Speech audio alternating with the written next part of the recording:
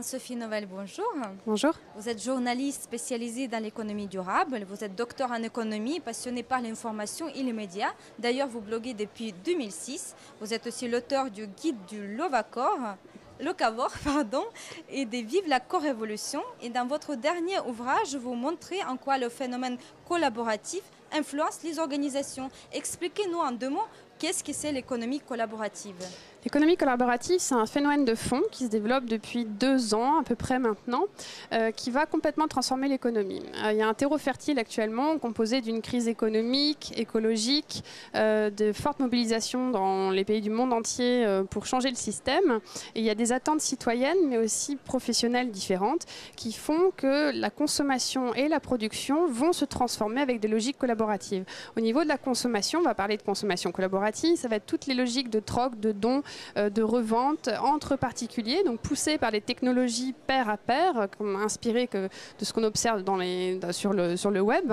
Et au niveau de la production, de la même manière, des logiques d'open source vont pouvoir s'appliquer aujourd'hui à des projets profondément matériels et non plus dématériels. Et quelles en sont les applications pratiques dans l'entreprise ? Dans l'entreprise, l'économie collaborative va transformer par exemple le management. On va passer de logiques pyramidales à des logiques plus horizontales où les managers vont voir leur profession et leur façon de travailler transformée. On voit aussi l'arrivée de générations Y qui fonctionnent différemment, qui ont grandi avec une souris dans la main et qui réfléchissent de manière différente. Donc, il va falloir relier les générations, faire de l'intergénérationnel pour améliorer les pratiques. Et on va avoir besoin de facilitateurs, de gens qui vont être à l'écoute de ce qui se passe. Et il ne s'agit plus de dire comment faire, mais réexpliquer pourquoi on le fait pour que les gens soient aussi responsables à leur façon. Mais les entreprises doivent aussi apprendre à travailler avec leurs parties prenantes, notamment avec les politiques de responsabilité sociale des entreprises, c'est-à-dire sur le terrain, des gens avec lesquels elles sont en concurrence, mais aussi des ONG, et là aussi être dans une posture d'écoute pour maximiser leurs chances de survivre sur un marché de plus en plus compliqué. Et quels en sont les bénéfices ?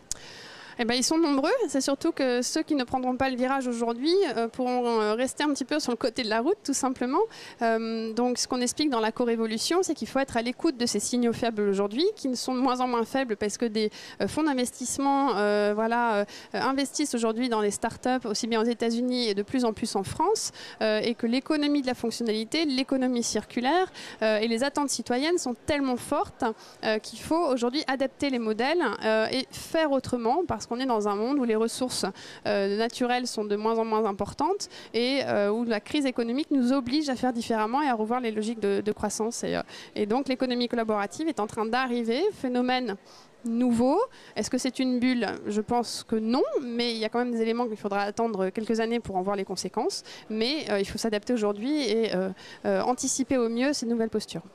Anne-Sophie Novelle, merci beaucoup pour cette interview enrichissante. Je rappelle que vous êtes journaliste spécialisée dans l'économie durable et que votre dernier ouvrage s'appelle Vive la co-révolution. Merci, bon salon et à bientôt. Merci beaucoup.